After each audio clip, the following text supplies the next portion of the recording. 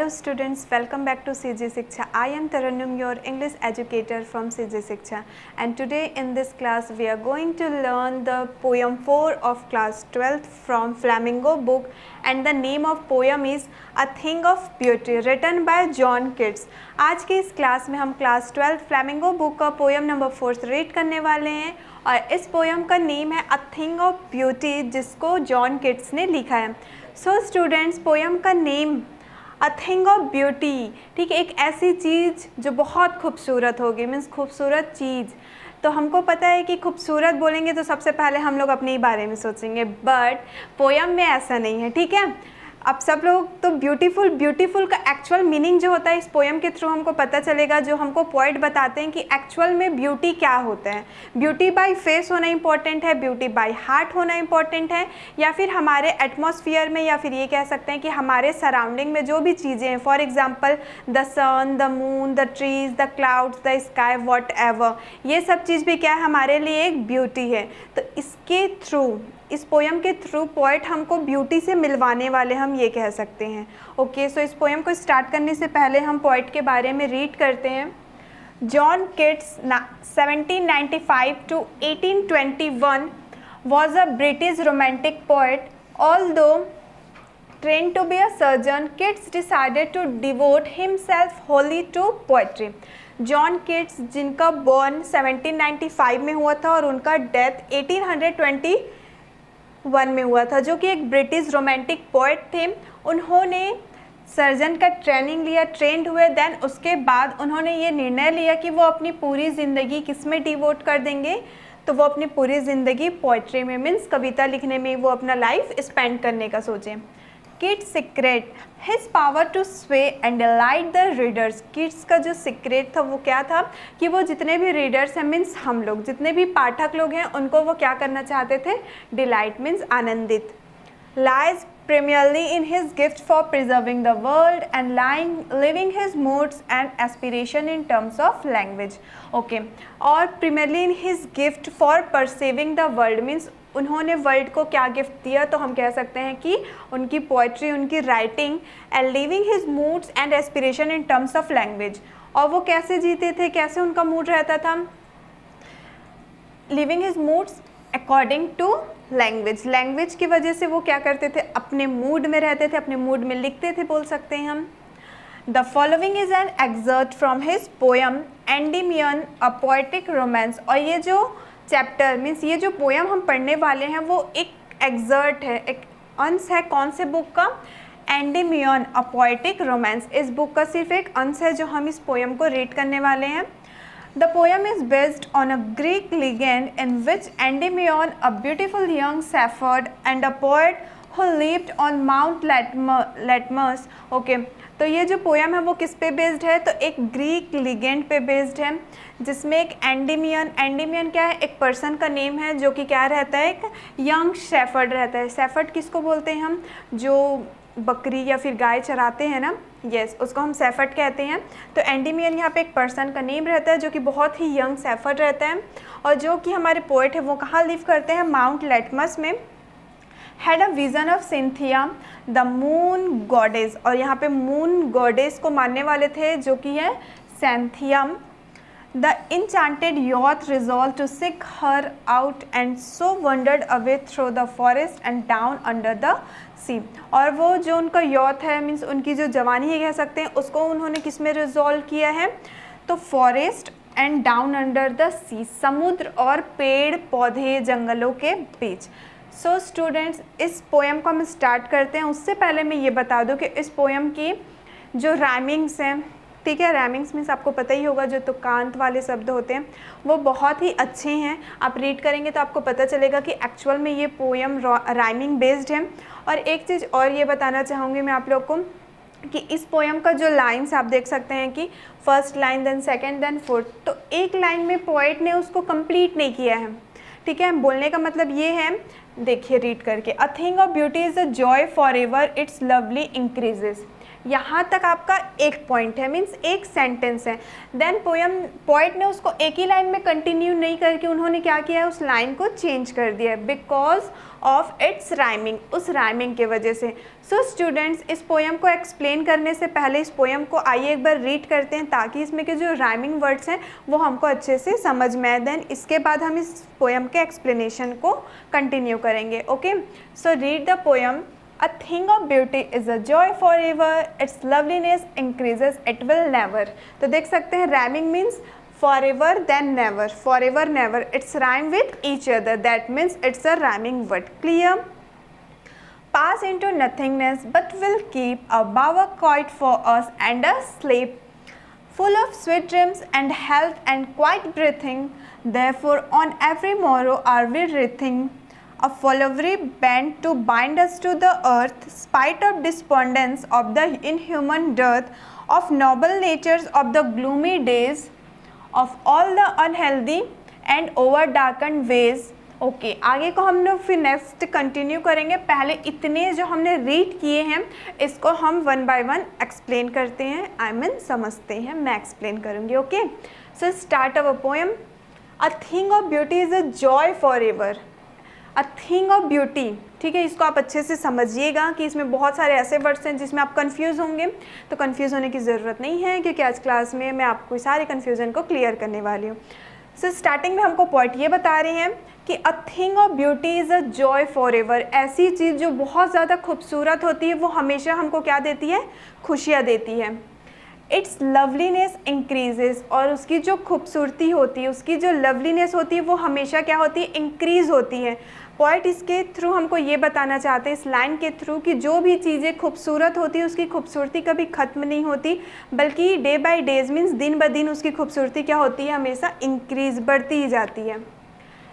It will never pass into nothingness. Yes, exactly जो अभी मैंने आपको बताया कि वो कभी भी, नथिंगनेस मीन्स ख़त्म हो जाना। तो जो थिंग ऑफ ब्यूटी होती है मीन्स जो खूबसूरत चीज़ होती है वो कभी भी ख़त्म नहीं होती है।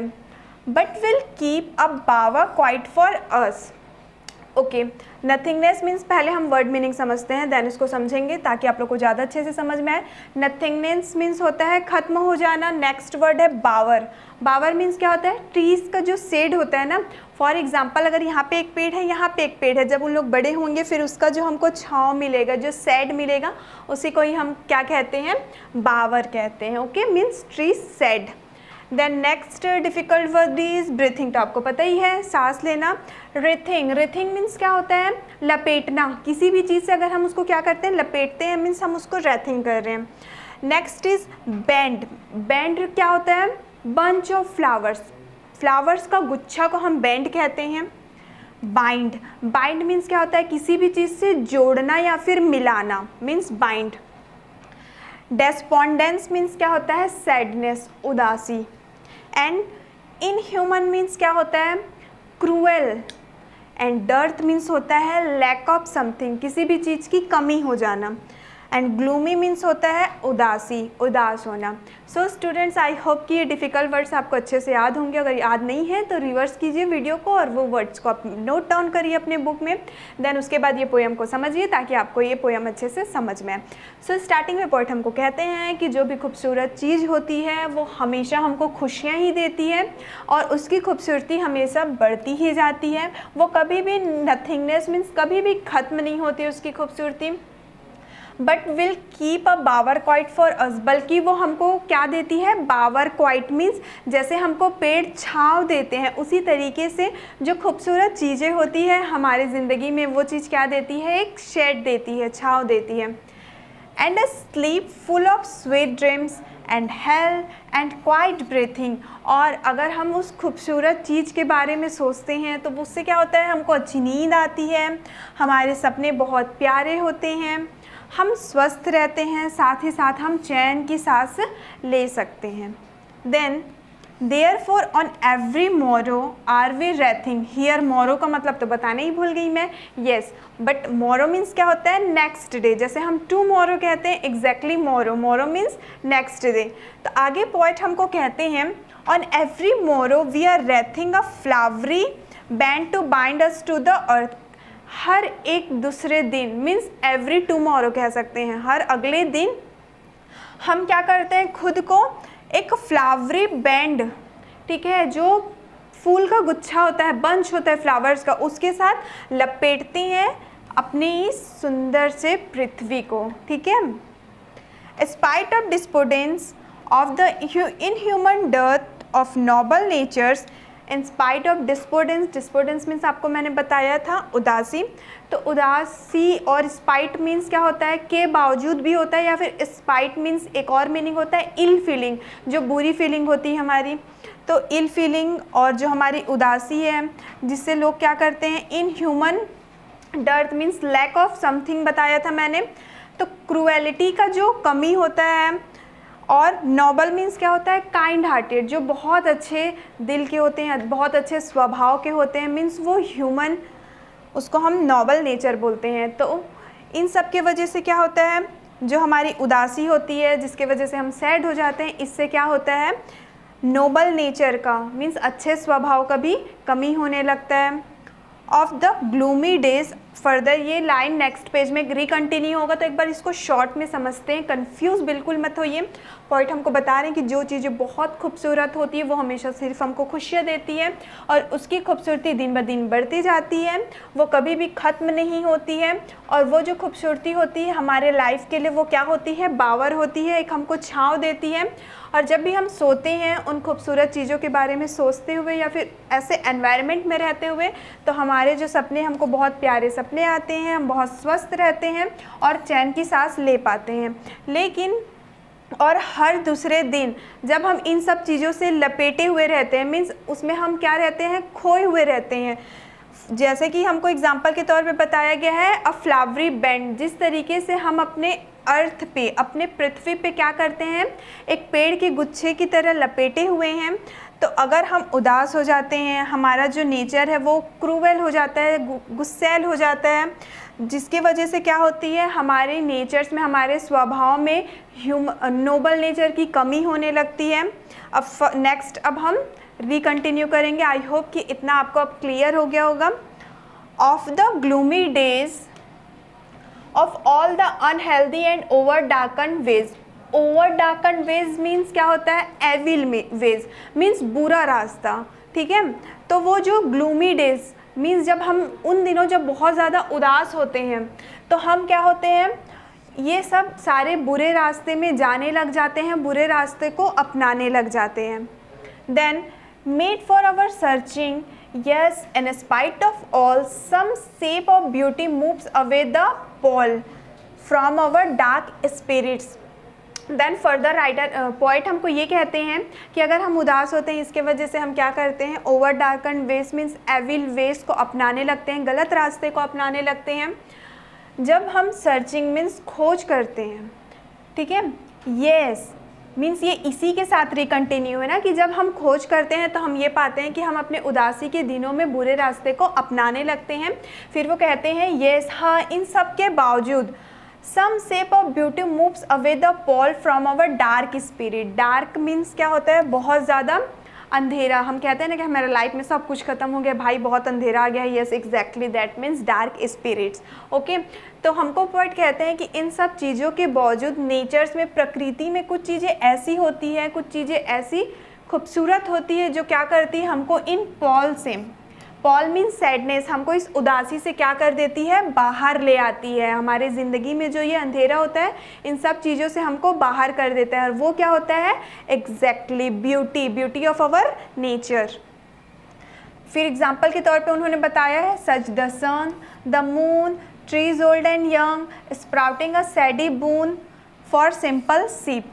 ठीक है, एग्जाम्पल के तौर पे वो कहते हैं कि हमारी ज़िंदगी में जो भी अंधेरा हो जाता है, तो कुछ खूबसूरत चीज़ें ऐसी होती हैं जो उसको क्या कर देती है, उस उदासी को दूर कर देती है। जिसमें उन्होंने बताया है कि जो सन होते हैं, जो मून होते हैं, ट्रीज़ ओल्ड एंड यंग मतलब छोटे बड़े जो भी पेड़ होते हैं वो, स्प्राउटिंग मीन्स क्या होता है, ग्रोइंग, एंड बून मीन्स क्या होता है, वरदान, blessing.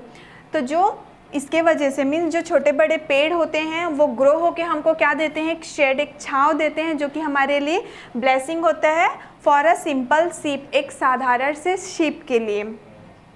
and such are daffodils with the green world they live in. Daffodils, you know students, daffodil is a type of flower. एक flower का name होता है daffodils.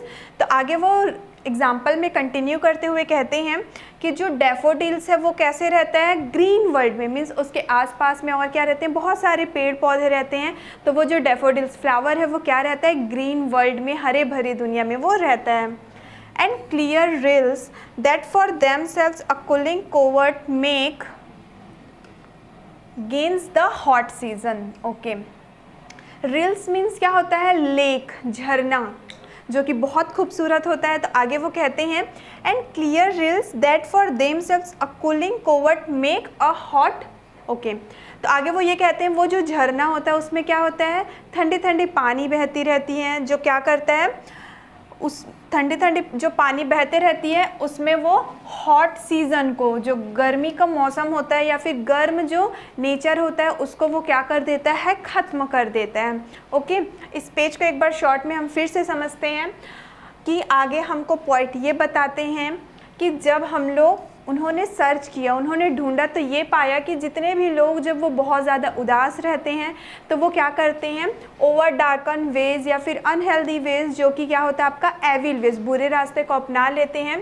फिर वो कहते हैं कि हाँ, इसके बावजूद इस ब्यूटी में मीन्स ऐसी खूबसूरत चीज़ें होती हैं जो कि इसके शेप को, मीन्स सिचुएशन को वो क्या कर देती है, चेंज कर देती है, हमको इस सैडनेस से बाहर निकाल देती है, हमारे लाइफ में जो डार्कनेस होता है उसको हटा देती है.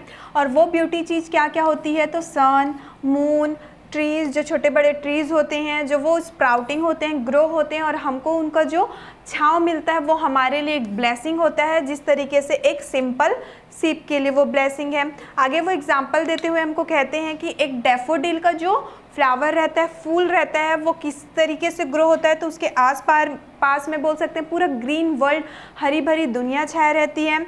और जो झरने होते हैं, ठीक है, उसमें जो कूलिंग वाटर जो रहता है, मीन्स ठंडी पानी जो बहती रहती है, वो क्या करती है, वहाँ के हॉट सीज़न को, जो हॉट वेदर रहता है, गर्म मौसम रहता है, उसको वो ख़त्म कर देती है. देन फर्दर पॉइंट हमको कहते हैं the mid forest brake. Brake यहाँ पे किसको कहा गया है, तो एक फर्न का, आपको पता होगा कि एक फर्न का क्या होता है, एक पौधा रहता है, प्लांट रहता है. तो उसी को यहाँ पे ब्रेक के थ्रू उसको क्या किया गया है, रिफ़र किया गया है. Rich with a sprinkling of fair musk rose Bloom.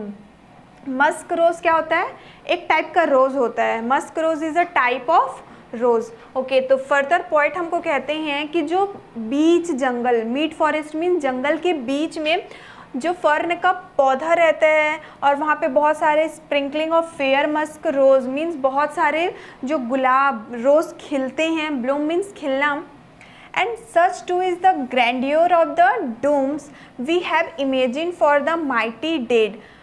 Dooms means क्या होता है, bloom का मतलब होता है खिलना and dooms का मतलब होता है destruction, war, जो भी युद्ध होता है.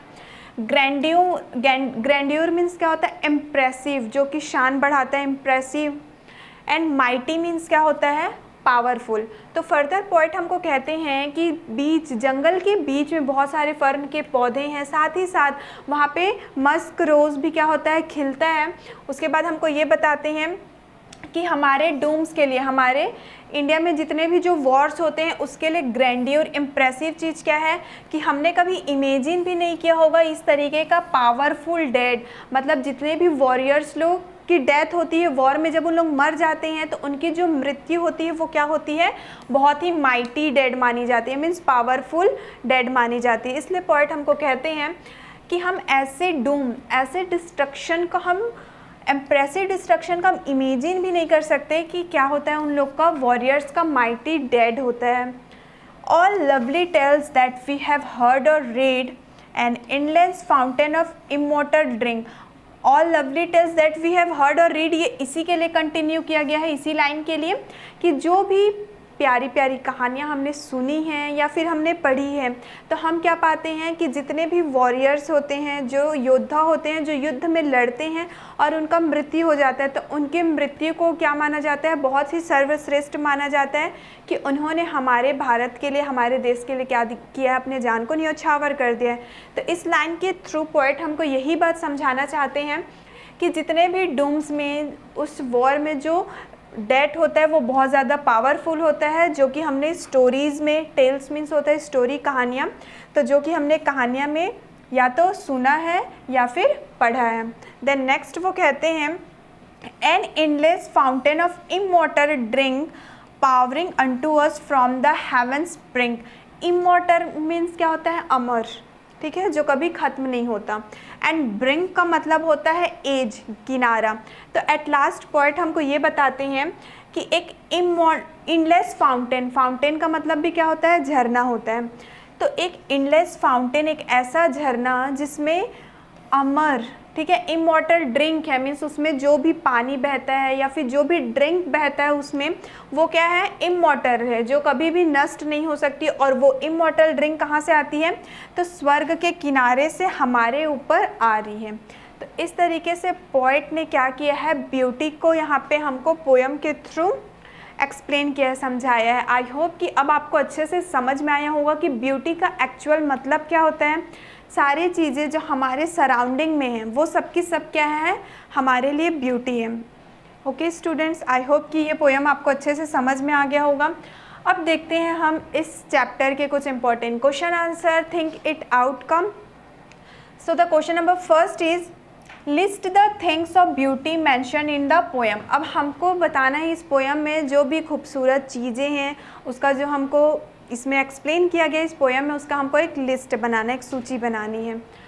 So the answer will be all the natural object are a constant source of joy and pleasure to us. जितने भी जो प्राकृतिक चीज़ें होती हैं वो सभी हमारे लिए क्या है? खुशी का एक ज़रिया है, जो हमको बहुत ज़्यादा प्लेजर देती है, मीन्स खुशियाँ देती है। For example, the sun, the moon, the trees, stars, the young and old, the daffodils, the clear streams of water, the dark forest, the blooming musk roses, the mass of ferns, etc. are some of the beauties of nature which are listed in the poem. और ये सारी चीज़ें हैं जिसको हमने poem में read किया है कि ये बहुत ज़्यादा ब्यूटीफुल होती है।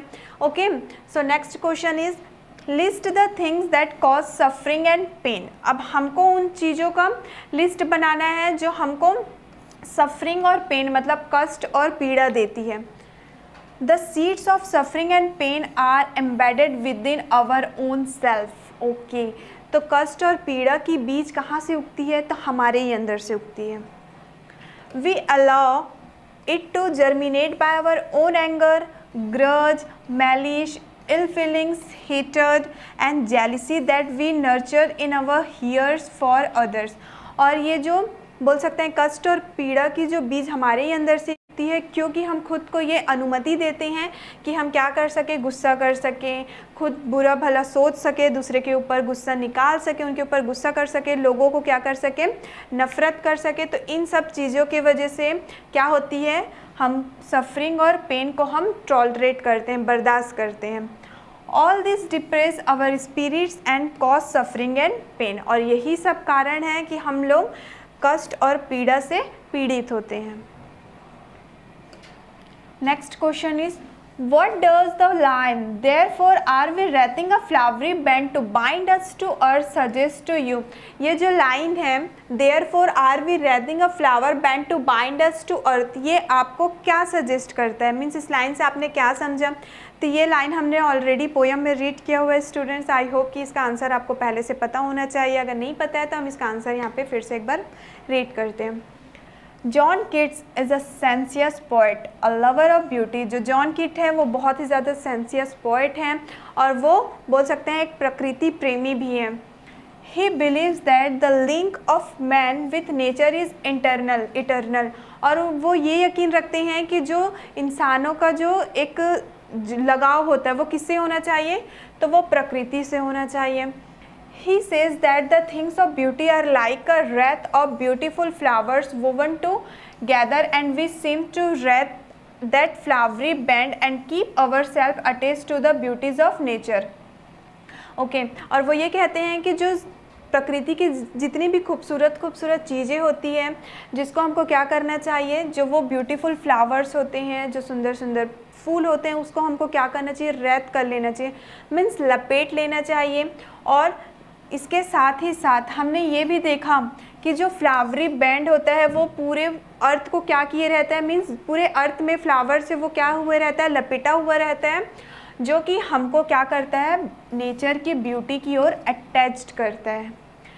So the next question is what makes human being love life in spite of troubles and sufferings. Okay, क्या चीज़ें जो हमको क्या करती हैं, हम अपने लाइफ से क्या कर सके, प्यार कर सके, इसके अलावा ट्रबल्स और सफरिंग्स मीन जो परेशानी या फिर जो कष्ट हमारे लाइफ में आती है, क्या चीज़ें ऐसी है कि हम अपने लाइफ से क्या कर सकें, इन चीज़ों के बावजूद हम अपने लाइफ से लव कर सकें। The things of beauties in nature help in keeping our spirits alive despite the troubles and sufferings that we face in life। हम अपने लाइफ में जितने भी जो मुसीबत या फिर कष्ट सहते हैं, इन सब के अलावा अगर अपनी ज़िंदगी से हम प्यार करना चाहते हैं तो वो चीज़ें हमको कहाँ से मिलती हैं, तो नेचर से मिलती है, मीन्स प्रकृति से मिलती है। प्रकृति हमको ये हेल्प करती है, ये मदद करती है कि हम खुद को क्या कर सके, जीवित रखने में मदद कर सके इन सब परेशानियों के बावजूद। The suffering depress us and we feel very low and disappointed। जितनी भी जो दुख दर्द पीड़ा, यस एग्जैक्टली, तो ये जो सफरिंग्स होती है वो हमको क्या कर देती है, इतना परेशान कर देती है कि हम बहुत ही खुद को बहुत ही कम और डिसअपॉइंटमेंट मानने लगते हैं। The power of the beauties of nature is such that it rejuvenates us and we feel lively again। लेकिन नेचर की ब्यूटी में मीन्स प्रकृति की सुंदरता में इतनी ताकत होती है जिसके द्वारा या फिर जिसके थ्रू हम खुद को क्या कर सकते हैं, अलाइव रख सकते हैं, मीन्स जीवित रख सकते हैं और अपने लाइफ फ्रीली जी सकते हैं। अब देखते हैं नेक्स्ट क्वेश्चन हमारा, question number 5, why is grandeur associated with the mighty dead. Mighty dead के साथ ग्रैंडियर को क्यों एसोसिएट किया हुआ है, क्यों जोड़ा हुआ है, तो इसका भी हमने मीनिंग तो पोयम में समझ ही लिया था, उस लाइन का भी। अब देखते हैं इसका आंसर हम। The mighty dead are those who achieve great heights in their lives that their dazzling achievements became larger than life. Okay, mighty dead का मतलब मैंने आपको बताया था चैप्टर के एक्सप्लेनेशन में ही, मीन्स पोएम के एक्सप्लेनेशन में ही, कि माइटी डेड मीन्स क्या होता है, एक पावरफुल डेड, और पावरफुल डेड का मतलब भी मैंने आपको अच्छे से बताया था। ओके, तो जो माइटी डेड होता है वो किन का होता है, ऐसे पर्सन्स का, ऐसे लोगों का जिन्होंने बहुत ऊंचाइयां अपने लाइफ में प्राप्त की होती हैं और उनका जो लाइफ होता है वो उनके अचीवमेंट से बड़ा रहता है, मीन्स वो जो भी प्राप्त किए रहते हैं उनकी ज़िंदगी से वो काफ़ी ऊपर होता है। जितने भी वॉरियर्स हैं जो वॉर में डेड हो जाते हैं, उनके मरने के बाद भी लोग क्या करते हैं, उनको याद रखते हैं। इसी का मतलब है कि उनका जो अचीवमेंट्स है वो उनके लाइफ से बड़ा होता है, कि लाइफ तो उनकी ख़त्म हो जाती है लेकिन जो उनका अचीवमेंट्स है वो हमेशा ही रहता है। They would be rewarded on the judgement day, और जजमेंट डे पे उनको क्या किया जाता है, पुरस्कारित किया जाता है। Hence the word grandeur is associated with such mighty men who are dead now। Okay, तो जो ग्रैंड्योर है उसको इसलिए माइटी के साथ या फिर माइटी डेड या मेन के साथ एसोसिएट किया गया है जो कि अभी डेड हो चुके हैं, मीन्स जो मर चुके हैं लेकिन उनका अचीवमेंट्स आज भी जिंदा है। तो हमारे इतने सारे ग्रेट लीडर्स हैं, हमारे इतने वॉरियर्स हैं जिनका भले ही डेथ हो गया लेकिन उन्होंने जो अचीव किया, जो प्राप्त किया था, उसको लोग आज भी याद करते हैं। Okay, next question is, do we experience things of beauty only for short moments or do they make a lasting impression on us. क्या हम ऐसा अनुभव करते हैं कि जो ब्यूटी होती है, जो खूबसूरती होती है, वो सिर्फ कुछ ही देर के लिए, कुछ ही क्षण के लिए होती है या फिर वो हमेशा के लिए होती है। तो हमने तो स्टार्टिंग में ही पढ़ा था इस पोएम के कि जो भी खूबसूरती होती है वो क्या होती है, हमेशा के लिए होती है, वो कभी भी नथिंगनेस मीन्स ख़त्म नहीं होती है। तो देखते हैं अब इसका आंसर हम। The very first line of the poem, "A thing of beauty is joy forever," implicates that things of beauty have a lasting impression upon us। Okay, जो अभी मैंने आपको बताया कि हमने इस पोएम में सबसे फर्स्ट लाइन पढ़ा था, "A thing of beauty is joy forever" means beauty का जो थिंग होता है, मीन्स ऐसी चीज़ें जो बहुत ज़्यादा खूबसूरत होती है वो हमेशा हमको खुशियाँ ही देती है। और इसी लाइन के थ्रू हमको पता चलता है कि ये जो ब्यूटी होता है वो कभी ख़त्म नहीं होता है, वो एवर लास्टिंग रहता है, मीन्स वो हमेशा रहता है। They are the constant source of our joy and pleasure, और ये हमारे लिए कॉन्स्टेंट सोर्स होता है, एक जरिया होता है जो हमको हमेशा खुशियाँ ही देता है। Beauty never fades and never passes into nothingness, beauty कभी भी ख़त्म नहीं होता है all our sorrows disappear when we come in contact with the beauties of nature. जब भी हम लोग प्रकृति की खूबसूरती के, नेचर की मीन्स ब्यूटी में जब भी हम आते हैं, उसके कांटेक्ट में आते हैं, तो हमारा जितना भी सौरो रहता है, जितनी भी उदासी रहती है, वो क्या हो जाती है, डिसअपियर हो जाती है, मीन्स खत्म हो जाती है। And the last question is what image does the poet use to describe the beautiful bounty of the earth. ठीक है, what image does the poet use to describe, क्या इमेज का यूज़ किया है पोएट ने, या फिर क्या लाइन का, क्या चीज़ का पोएट ने यूज़ किया है जो हमको ये बताती है अर्थ के ब्यूटीफुल बाउंटी को बताती है। So the answer is Keats has used various suggestive and sensuous images to describe the beautiful bounty of the earth. Keats ने इस पोयम में बहुत सारे अलग अलग इमेजेस बोलने का ये मतलब नहीं है कि आप पिक्चर को ही बोल दोगे, जैसे कि हमने सन को देखा, मून को देखा, फॉरेस्ट को देखा, डैफोडिल्स को देखा, ठीक है, तो ये सारी चीज़ें क्या है, इमेजेस के तौर पे। तो कीट्स ने इस पोयम में बहुत सारे सजेस्टिव और सेंसियस इमेज का यूज़ किया है ताकि वो अर्थ के ब्यूटीफुल बाउंटी को क्या कर सके, हमको डिस्क्राइब कर सके, which is like an endless fountain of immortal drink following constantly from the heavens into our hearts। ठीक है, वो किस तरीके से है, वो इनलेस फाउंटेन की तरह है, मीन्स ऐसा झरना जो कभी ख़त्म नहीं होता और उसमें जो भी ड्रिंक रहता है, मीन्स उसमें जो भी पानी बहती है वो कैसे रहती है, अमर रहती है, जो कि हमको स्वर्ग से हमारे ऊपर वो क्या हो रही है, लगातार फ्लो हो रही है, बह रही है। सो स्टूडेंट, इसी क्वेश्चन के साथ हमारा ये पोयम पे कंप्लीट होता है। आई होप कि ये स्वीट सा पोयम आप लोगों को बहुत अच्छा लगा होगा, साथ ही आपको अच्छे से समझ भी आ गया होगा। आई होप कि इस चैप्टर के जो भी आपके क्वेश्चन आंसर थे वो भी अब आपको अच्छे से क्लियर हो गए होंगे।